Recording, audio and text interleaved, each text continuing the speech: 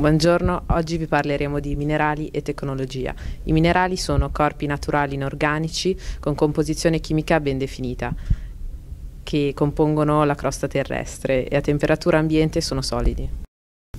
Ci sono dei minerali importanti per la tecnologia e che troviamo in Quebec, come il rame, l'oro, il litio, il nickel, il ferro e la grafite.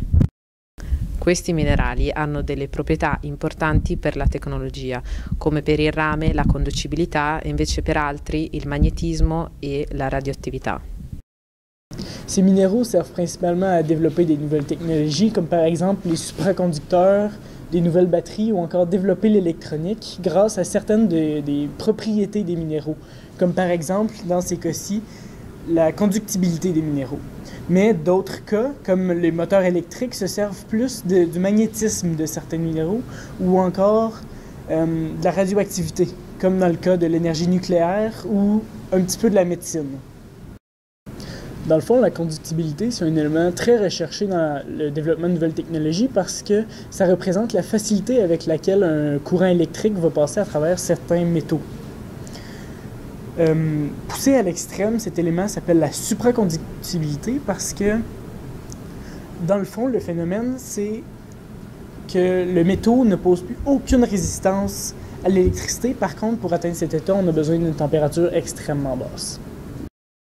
Les éléments radioactifs, eux, sont plus recherchés pour la création d'électricité dans des centrales nucléaires ou dans la médecine pour traiter des cancers ou encore pour faire des rayons X.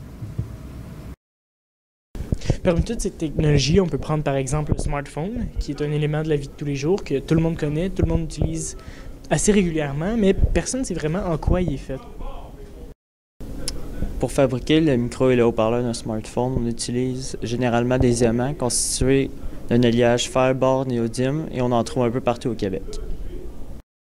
Pour l'écran, on utilise de l'aluminosilicate qu'on a induit d'oxyde d'indiamétain pour avoir les propriétés tactiles et pour les couleurs, on utilise différentes terres rares. La coque d'un smartphone est faite de magnésium lorsqu'elle est en acier et de carbone lorsqu'elle est en plastique. La batterie d'un smartphone qui sert à stocker l'énergie est faite de lithium-ion. Les ions circulent dans un électrolyte entre deux électrodes, un positif et un négatif. Finalement, les minéraux ont une importance capitale dans le développement de la technologie grâce à leurs propriétés.